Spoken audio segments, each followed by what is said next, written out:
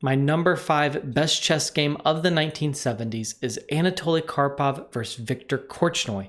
This is the final candidates match, the match of 1974.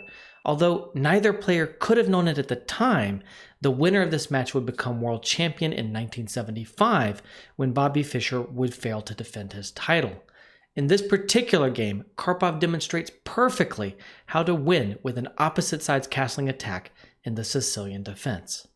The game opens with e4, c5, knight f3, d6, d4, cd4, knight d4, knight f6, knight c3, and now pawn to g6. Karpov notes the so-called dragon variation. Korchnoi is probably the strongest player today who still employs it. In particular, this opening was twice used by him in the candidates match in 1971 with Geller. In spite of the dragon's then dubious reputation, Korchnoi managed to get the good result in those games of 1-1. The game continues bishop e3, bishop g7, f3, knight to c6, queen d2, and castles. Now, this position is a tabia in the dragon variation. I have had it on the board with both colors tons of times, and many dragon games reach this position. White now has a critical choice. What black wants to do is pawn to d5, and black is ready to play this move. White can either stop it with the very sharp bishop c4, the Yugoslav attack, or white can play the more positional castles, which allows d5. Today, d5 is considered very poisonous and a strong positional solution. But at the time and for much of the dragon's history, it is bishop c4 that was the more feared move. It is the move that Karpov plays in this game. Now, after bishop c4, we see bishop d7, kind of developing the bishop, although it's not great on d7, but more importantly, the rook can come to c8. Now, pawn to h4, getting ready for pawn to h5. This is an opposite sides castling position, and what is most important is to get a pawn storm and to use your pawns as battering rams to open lines. After h4, we see rook to c8, and now this bishop is undefended on c4. White needs to be a little bit cautious. Many blitz games have gone g4 here, and then after knight takes d4, the loose bishop is exposed. Queen takes d4 is the only way to recapture and defend the bishop, but then knight takes g4. Everything is hanging, and white is losing a ton of material. So after rook to c8, it's time to pull that bishop back with bishop b3. That is one drawback of the Yugoslav attack. White is losing a lot of time with this bishop here.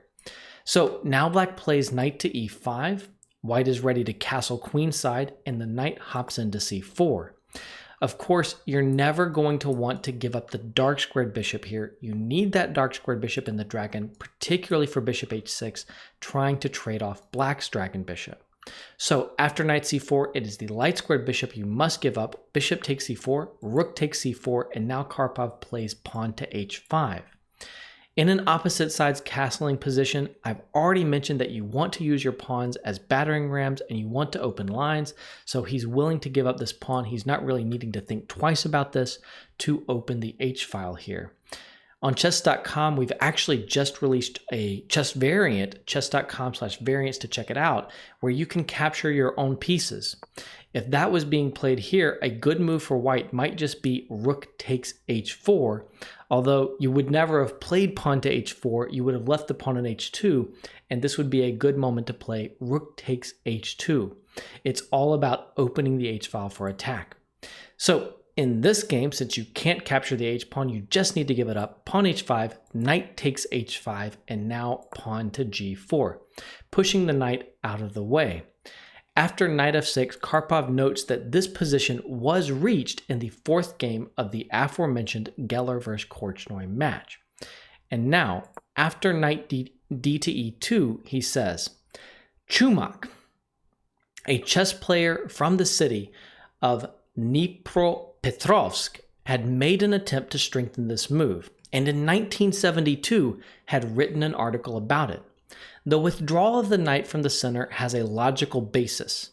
The square c3, very important for white's pieces, is becoming the focus of black's attention. It is on the square that a typical exchange sacrifice often occurs, rook takes c3, with a strong attack for black. it has been shown that after white's pawns have been doubled on the c-file, black's position is strong enough even without a direct attack, i.e. he still has equality in the endgame. The point of knight d to e2 is to strengthen the knight on c3. Moreover, the knight on e2 can easily be transferred to the attack on the king's side.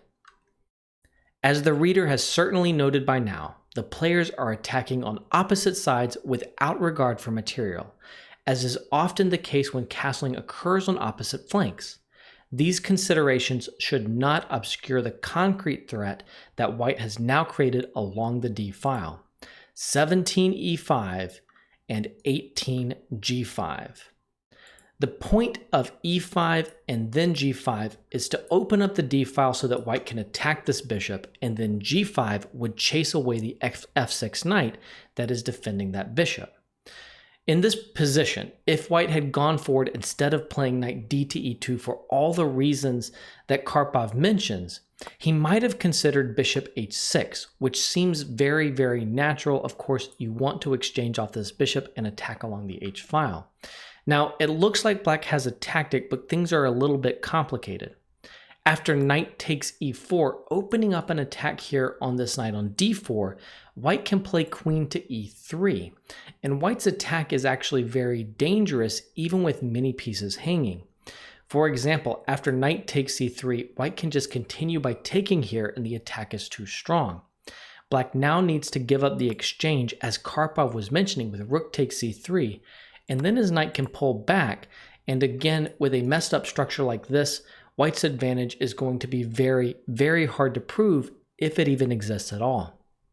Backing up, after the conservative knight de2, which safeties the position around the white king in preparation for this poisonous attack, Korchnoi actually plays queen a5. Now, probably the better move was rook to e8. You can check out the notes if you're interested in that move. That move has been played in some games since, and it's very, very complicated. Queen a5 seems to be a mistake, but it's going to take some vigorous and exciting and accurate play from Karpov to show that it's a mistake. So after queen a5, the natural move is bishop h6, and Karpov comments, a typical maneuver. The bishop on g7 must be exchanged in order for white to develop his attack successfully. It is the only defender of the dark square surrounding the king, and its long-range power can also be effective on the h8 to a1 diagonal. Its sights are trained on the white queen side. In such positions, Grandmaster Vladimir Samogin, one of the most creative chess players of our time, would even go for a thematic exchange sacrifice. Bishop back to h8, allowing white to capture with bishop takes f8, and black preserves his favorite bishop. Now, after bishop takes h6 in this game, white recaptures with an obvious attack on the h-file, and only the knight on f6 is holding things together. After rook f to c8, Karpov plays rook to d3, a very subtle move about which he says, until this point, Korchnoi and I had both been playing at blitz speed. Now I played a move which I had prepared earlier. My opponent went into deep thought. The innovation, rook to d3, overprotects c3 and simultaneously frees the knight on e2 for the attack in several lines. If white tried to break through immediately without this move, for example by g5, knight h5, and knight to g3, he would have met the unpleasant surprise rook takes c3. That will not be feasible after the text move. In this position, Korchnoi plays rook 4 c5, and again Karpov comments, when I analyzed 19 rook d5, that's instead of rook d3 on the previous move, during my preparations for this match, I came to the conclusion that the best counter to it was rook 8 to c5. It is not strange that after 36 minutes of thought, Korchnoi came to the same conclusion, that it was necessary to ensure himself against the gradually threatening pawn storm e5 followed by g5. I suggest, however, that black's best practical chance is Botvinnik's suggestion, queen to d8. Now, after spending 18 minutes trying to refute 19 rook 4 to c5, I found a pretty and forced combination.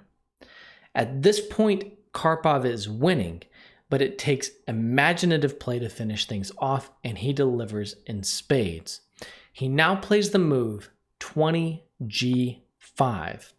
Now, of course, this move is very, very natural. You want to chase away the lone defender of the black queen side, of the black king side, I mean.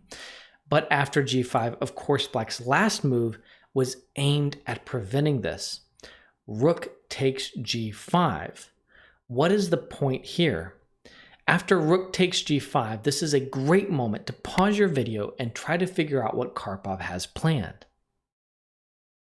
Well, Karpov follows up with rook to d5, breaking up black's defense along the fifth rank. There are basically two critical lines of attack here. The main line of attack is the h-file here, where Karpov is trying to capture on h7 and give mate. The knight is the lone defender here. The second line here is actually the fifth rank, which is not so much a line of attack as a line of defense for black. If white gets control over the fifth rank, then he can successfully break away this knight from the defense of h7, either by g5, which he actually just played as a sacrifice, or maybe sometimes by e5 or by knight to d5. Rook d5 is now attacking the rook on g5 and the queen on a5, so the rook must be eliminated. Of course, the knight cannot capture because this pawn needs to be defended. Knight takes d5, queen takes h7 is just mate here on h8. So after rook d5, it is the rook on g5 that must capture. The whole point of the g5 pawn sacrifice is that now black's pieces are undefended. If rook d5 had been played without pawn to g5 being played, then the rook could be safely ignored here on d5. Not so now. After rook takes d5, the knight captures back, going after that knight that defends the black king side. So knight takes d5, and there's not a lot of choice. The rook goes to e8. Korchnoi is resourceful in defense. He's defending the undefended pawn on e7 here, and he's also in some cases hoping that the rook can become active on the e-file. After rook to e8, Karpov simply improves his position. Note that he cannot break through right away. If he captures on f6, pawn takes f6, queen takes h7, king to f8, queen h8 check, king e7 is actually better for black. White's attack has totally run out of steam in this position, and the king is safe on e7. But Karpov improves with knight e to f4. He's not going to try to attack too early. He maintains the pressure here on this knight, and now he brings up a knight that can reinforce the attack with knight h5 in some critical lines. After bishop c6, it is not yet time for knight to h5 after knight takes, pawn takes, and knight h5 because of queen g5 check.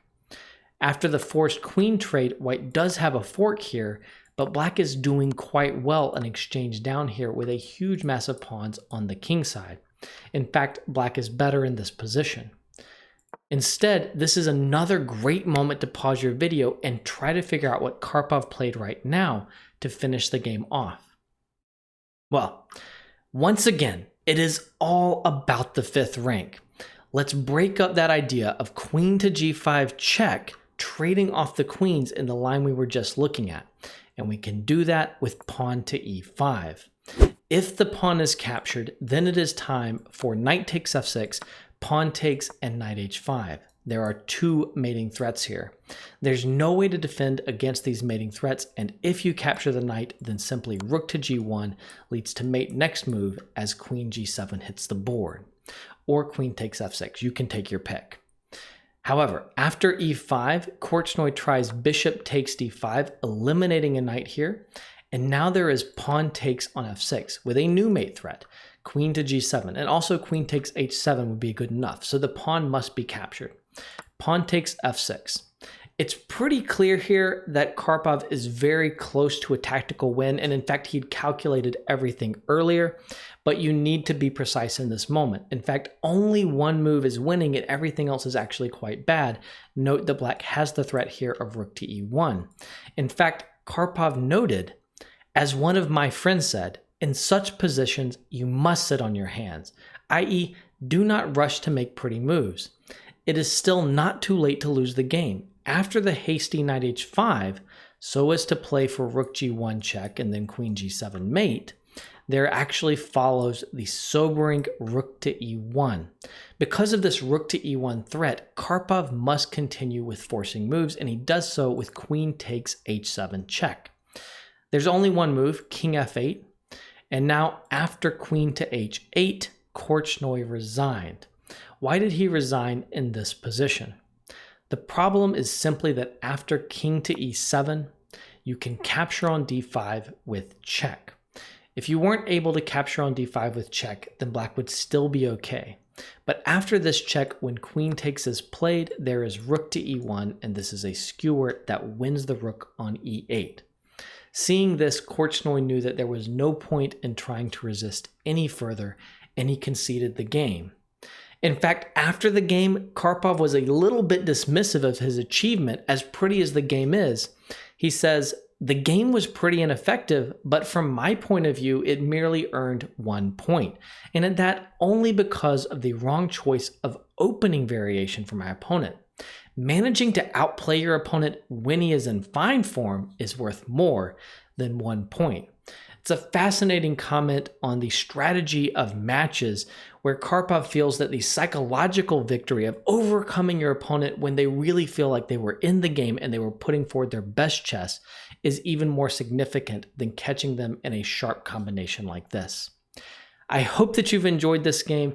It is a beautiful game that has been much loved in the chess community. If you want to see more of my best games of the 70s that I've already published or that I've yet to publish, then simply click on the playlist that is sitting right on top of your screen.